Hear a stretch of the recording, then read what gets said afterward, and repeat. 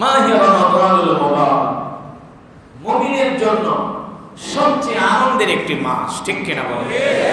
যারা মুমিন, যারা আল্লাহ তাআলাকে ভয় করে, এই মাস মুমিনের কাছে এতটা প্রিয়, এতটা পছন্দ।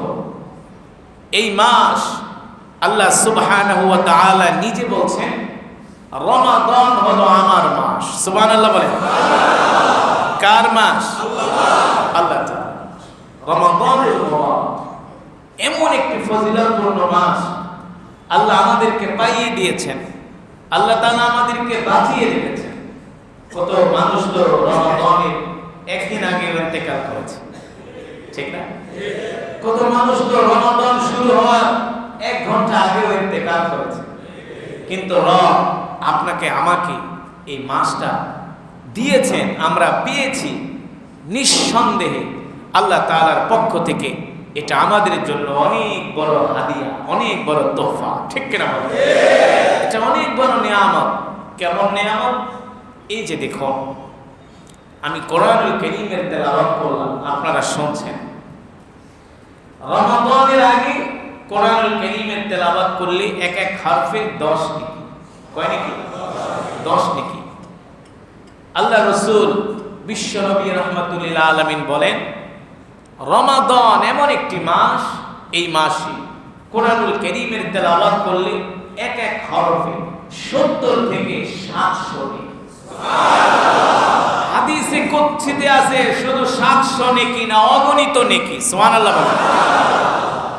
দেখুন, আজকের এই তেলাওয়াতে আমি সূরাতুল ইখলাস 3 বার তেলাওয়াত করেছি। কয়বার? 3 বার।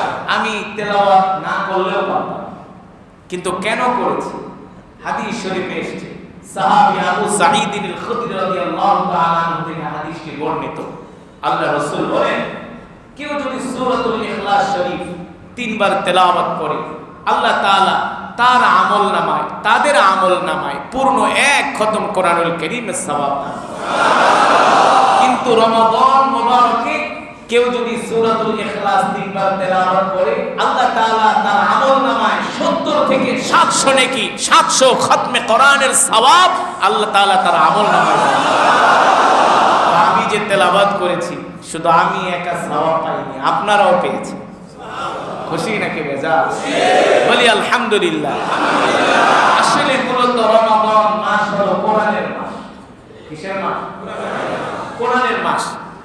মানুষ বোঝে না আসলে রমাদানের এত ফজিলত কেন, এত বরকত কেন।